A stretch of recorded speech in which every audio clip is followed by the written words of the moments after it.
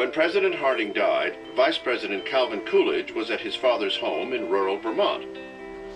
Coolidge's father, a justice of the peace, swore him in by lantern light over the family Bible.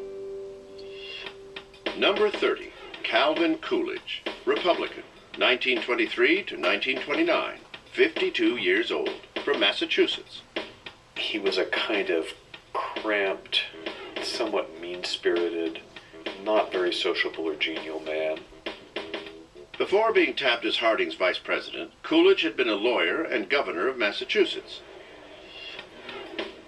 The man they called Silent Cal was indeed quiet, and when he did speak, it was in a high, nasal voice. Despite claiming that his only hobby was running for office, Coolidge was an avid fisherman. He also had a dry New England wit. There's a story of him at a state dinner, and the woman sitting next to him trying to engage him says, I'll bet you, Mr. President, that I can get you to say more than 2 words in the course of this evening. And he turned to her briefly and said, you lose. Coolidge had a novel way of getting exercise. By riding this mechanical horse in his White House bedroom. The president would ride it before dinner in the evening. He would ride the horse and get all sweaty, get off the horse, go down and eat. History hasn't recorded whether the president preferred to gallop or trot. Although normally stoic, Coolidge was always game to play dress-up for a good photo opportunity. In 1924, less than a year into his presidency, voters were content to keep cool with Coolidge by electing him to a full term of his own. On March 4th, 1925, he was sworn in by Chief Justice William Howard Taft, the first time in history an ex-president gave the oath of office to a president. During his administration, Coolidge kept a tight rein on the federal budget. He used his veto power to kill pay raises for postal workers and bonuses for World War I veterans. He also lowered taxes twice.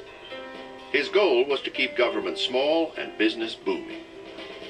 He believed in American business as the dominant force in American life.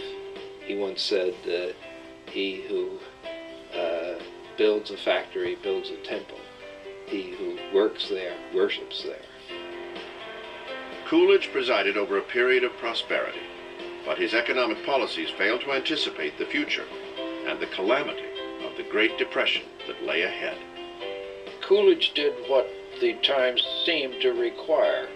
If he made a mistake, it was in the economics of the time, which he did not understand, and I think most of the people of his generation did not understand. The president may have missed the increasing signs of economic instability because his management style was to rely heavily on his cabinet. The case in point was Andrew Mellon, the Secretary of the Treasury. He was the 3rd richest man in the country, and no recession, not to mention depression, could touch him.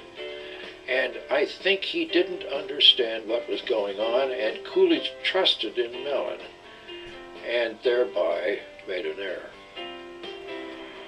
In 1928, Calvin Coolidge decided not to run for a second term, and his Secretary of Commerce, Herbert Hoover, won the White House. Popular in his day, Coolidge is now largely a forgotten figure, a quiet president who presided over a roaring era. President Harding often hosted poker games at the White House and once gambled away a set of presidential china from Benjamin Harrison's administration.